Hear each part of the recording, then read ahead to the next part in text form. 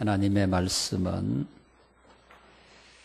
히브리서 3장 1절 말씀입니다. 히브리서 3장 1절.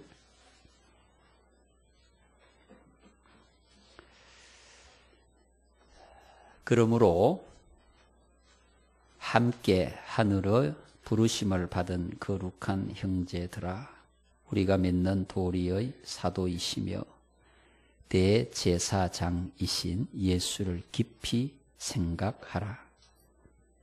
그는 자기를 세우신 이에게 신실하시기를 모세가 하나님의 온 집에서 한 것과 같이 하셨으니, 그는 모세보다 더욱 영광을 받을 만한 것이 마치 집 지은 자가 그 집보다 더욱 존귀함 같으니라.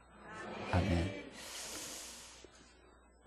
설 명절을 잘 보내시고 건강한 모습으로 만나게 돼서 하나님께 감사합니다. 축복합니다. 사랑합니다.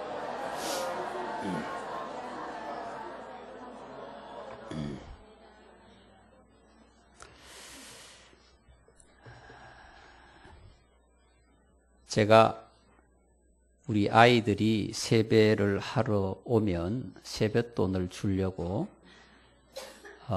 은행에서 5,000원짜리를 10만 원을 바꾸어서 준비를 해 두었었는데 5장이 나갔습니다. 나머지는 남아서 이걸 어떻게 하면 좋겠습니까? 설날이 지난 지가 한참이 지났는데,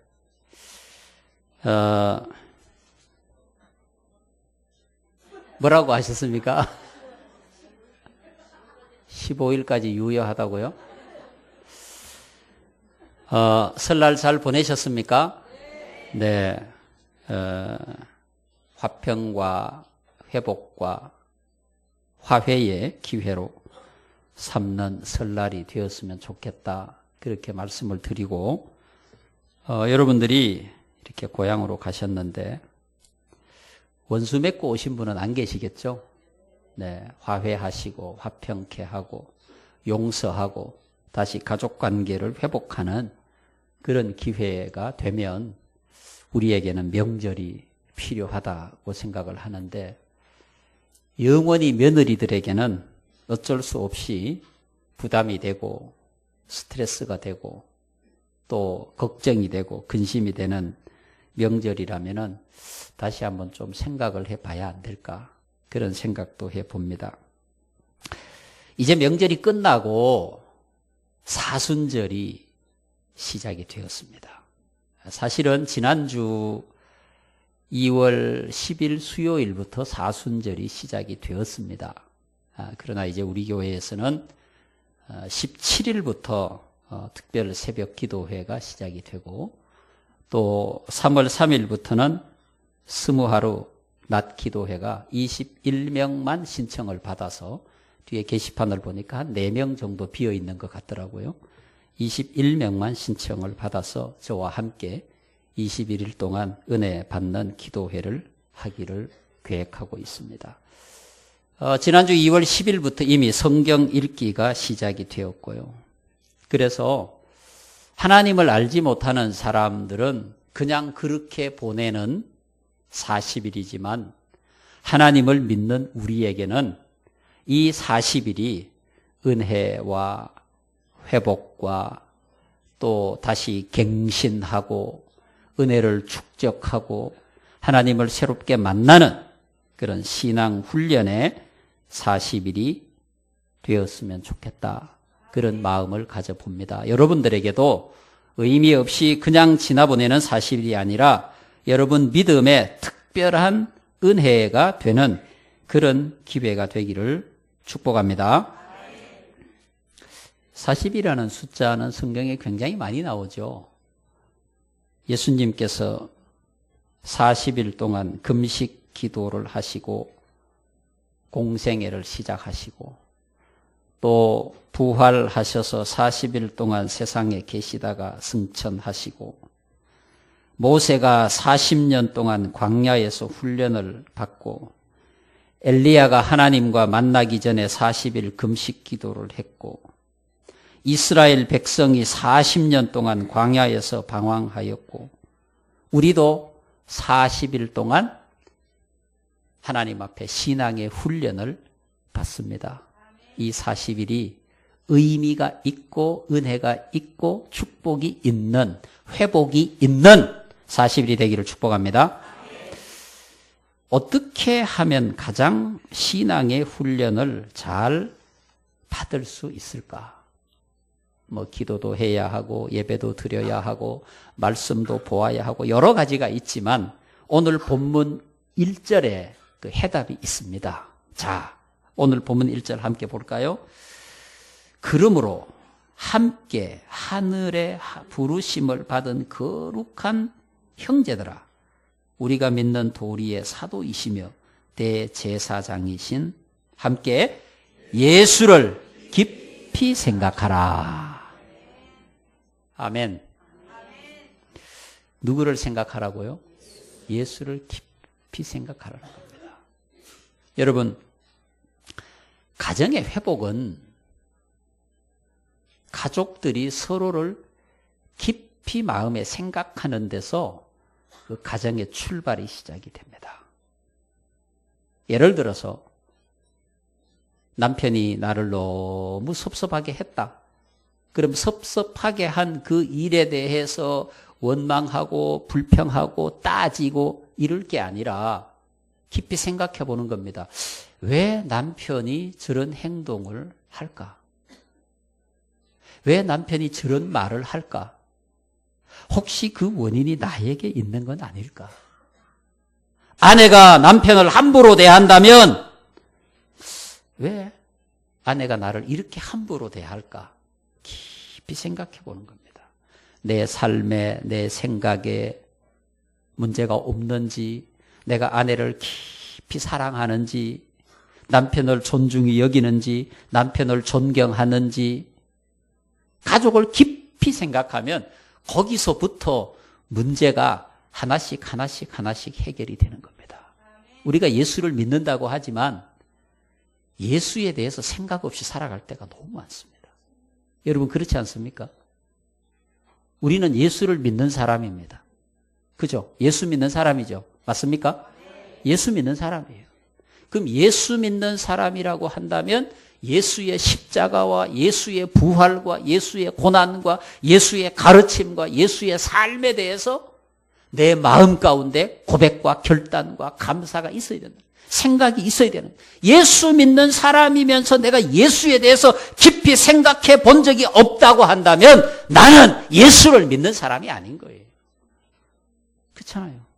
여러분 우리가 예수를 믿는 사람이라고 한다면 내가 예수 믿는 사람으로서 예수가 어떤 일을 했는지, 예수가 어떤 말씀을 하셨는지, 예수께서 왜 죽으셨는지, 예수께서 어떻게 다시 부활할 수 있었는지, 예수의 부활이 나에게 어떤 의미가 있는지, 예수가 죽으심이 나에게 어떤 의미가 있는지, 예수가 죽음으로 나에게 어떤 새로운 역사가 일어났는지를 생각해 보자는 거죠. 생각해 보지 않고 어떻게 알겠습니까? 생각해 보니까 예수님이 죽으신 것은 나를 위해서 죽으셨구나. 내가 죽어야 하는데 예수께서 죽으셨구나. 내가 벌을 받아야 하는데 예수님이 나 대신 벌을 받으셨구나. 그걸 내가 깨닫게 되는 거예요. 그랬구나. 내가 지금까지 몰랐던 사실이었구나. 알았지만 생각해 보지 않았던 남편이 나를 위해서 얼마나 헌신하고 수고하고 애쓰고 가정을 위해서 희생하고 있는지를 가족들이 한 번도 생각해 본 적이 없으니까 그 아버지를, 그 남편을 존중하지 않는 겁니다. 돈을 벌어다 주는 기계 정도로만 생각하는 거예요. 정말로 내 아내가 가정을 위해서 얼마나 희생하고 헌신하고 나를 위해서 애쓰고 살아가고 있는지를 깊이 생각해 보지 않았기 때문에 그 아내를 무시하고 살아가는 거예요. 함부로 대하고 함부로 말하고 심지어는 폭력을 행사하고 깊이 생각해 보지 않았어요. 정말 깊이 생각하면 그 남편에 대한 존중감이 생겨날 것이고 그 아내에 대한 사랑하는 마음이 생겨날 것이고 아버지에 대한 존경하는 마음이 생겨나게 될 것이고 우리는 예수를 깊이 생각해야 돼요.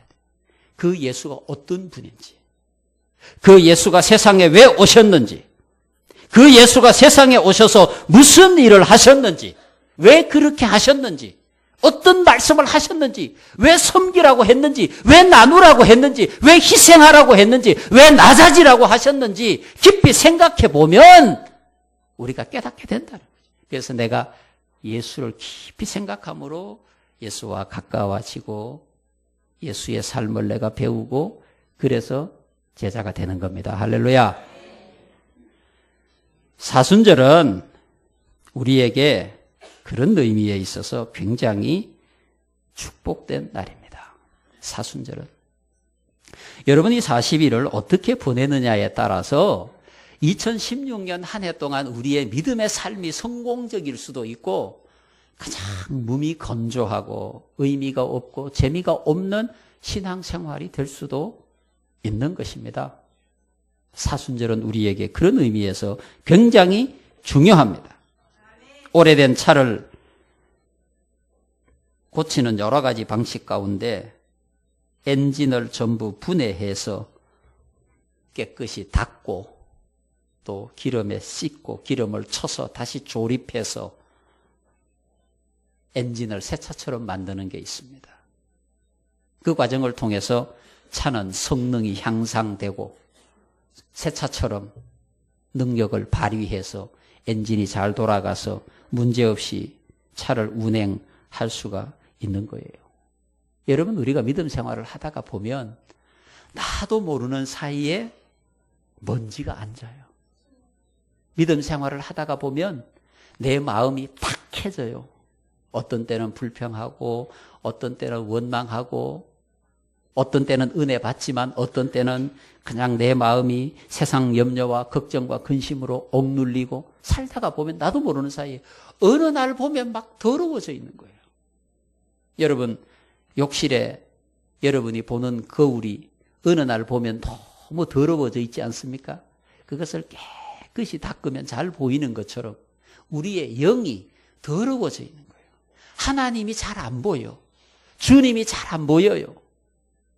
그 사순절 기간을 통하여 우리는 예배에 집중하고 하나님의 말씀을 읽고 기도하고 찬송하고 성령의 오심을 사모하고 이런 삶을 통하여 우리의 영이 다시 새롭게 변화되고 깨끗해지는 겁니다. 그래서 예수를 잘 보고 하나님을 잘 보고 내 믿음이 갱신되어서 새로운 믿음의 역할을 감당할 수 있는 믿음의 사람이 될 수가 있는 거예요. 그래서 사순절은 우리에게 경건의 훈련을 하는 기회. 사순절을 통하여 예배와 말씀과 기도와 찬송에 집중해가는 거예요. 예수를 깊이 생각하는, 그 예수를 깊이 생각하는 거예요. 자기를 세우신 이에게 신실하시기를, 신실하신 예수 그리스도를 깊이 생각함으로 내 삶의 새로운 역사를 일으킬 수 있는 믿음의 원동력을 만들어가는 거죠. 사순절은 이런 기회예요. 특별한 사람만, 믿음이 좋은 사람만 아닙니다. 우리 모두가 함께 40일을 생각하면서 내 삶의 절제와 경건과 찬송과 말씀을 통해서 나아가면 여러분은 깨끗이 닦여져서 예수의 음성이 잘 들리고 예수의 모습이 잘 보이고 예수의 삶을 통해서 내가 은혜를 받게 된다, 그 말입니다. 제가 얼마 전에 어떤 책을 읽는데 우연히 이런 글을 하나 읽었어요. 여러분, 그 환우닭이라고 하는 얘기를 들어보셨나요? 저는 그 3년 동안 시골에서 목회를 할 때 그 장로님께서 양계를 하셨거든요. 닭을 수만 마리 먹이셨는데요. 그때도 이 얘기를 몰랐어요. 뭐 그때는 이런 일이 없었는지 모르겠는데 환우닭이라고 하는 게 있어요. 여러분, 이게 뭐냐 하면은 보통 이제 양계를 하시는 분들이 이제 달걀을 낳는, 계란을 낳는 닭을 이제 키우는데 병아리를 보통 한 4개월 정도를 키우면 알을 낳는다고 그래요. 하루에 한 개씩. 그러니까 이제 하루에 한 개씩 알을 낳으니까 거기에 들어가는 사료비나 인건비를 제하고도 이 닭이 주인에게 돈을 벌게 하는 거예요. 1년쯤 지나면 3, 4일에 하나의 알을 낳는다고 그래요. 그럼 여러분, 하루에 하나씩 알을 낳아야 그 계란을 팔아서 이익을 보는데 3일, 4일에 계란을 하나를 낳으면 어떻게 됩니까? 적자죠. 그러니까 그 닭을 어떻게 해요? 폐계 처분하는 거죠.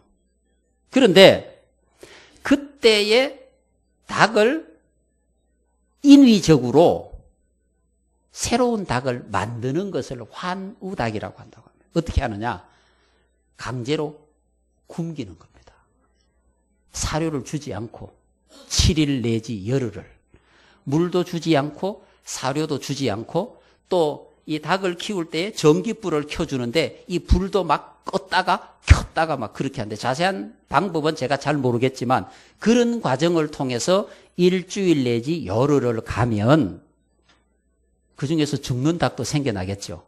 그 과정을 견디어내지 못하는 닭은 죽지만 대부분의 닭은 털이 새로 나고 그래서 그 기간을 잘 견디고 나면 다시 하루에 알을 하나씩 낳는 닭이 된다고 합니다. 그걸 환우닭이라고 그래요. 제가 이 글을 보면서 이런 생각을 했어요. 아, 맞다. 우리가 하나님 앞에 은혜를 받고 살아갈 때는 말씀대로 살고 사랑하고 감사하고 은혜에 충만해서 섬기고 대접하고 하나님의 영광을 위해서 살아가는데 어느 날 살다가 보면 세상에 때가 묻고 죄가 들어오고 세속화되어서 나는 능력도 없고 기쁨도 없고 감사도 없고 무늬만 그리스도인이 되어버리는 거예요. 이런 우리가 40이라고 하는 신앙훈련의 기회를 통해서 때로는 금식하고 때로는 말씀 보고 때로는 기도하고 찬송하고 영적인 훈련을 통해서 새로운 나로 그리스도인으로 거듭 태어나는 거죠. 그래서 능력 있는 그리스도인이 되는 겁니다. 여러분 사순절 우리에겐 정말 은혜의 기회입니다. 여러분 이 사순절 기간 동안 교회가 정한 질서대로 말씀을 읽고 열심히 예배에 참여하고 기도하는 일에 함께하고 여러분 스스로 신앙의 훈련을 감당한다면 여러분들은 능력의 사람이 됩니다. 믿음의 능력이 사람이 되는 거죠. 믿음의 능력의 사람이 되면 축복의 은혜가 저절로 임하는 거예요. 저절로 우리에게. 하나님께서 모세를 40년 동안 왜 광야에서 훈련을 하셨습니까? 예수님께서 왜 40일 동안 금식 기도를 하셨습니까? 사도 바울이 왜 하나님의 부름을 받고 광야로 들어가서 기도와 금식으로 훈련을 했습니까? 그것은 능력의 사람이 되기 위해서입니다. 그 능력은 하늘로부터 오는 능력입니다. 성령이 나와 함께 계실 때 주님이 내 안에 계실 때 거기서 나타나는 능력이라는 그 능력은 세상이 어찌할 수 없는 능력입니다. 이 사순절 기간을 통하여 여러분에게 그런 은혜가 있기를 축복합니다. 기도하겠습니다.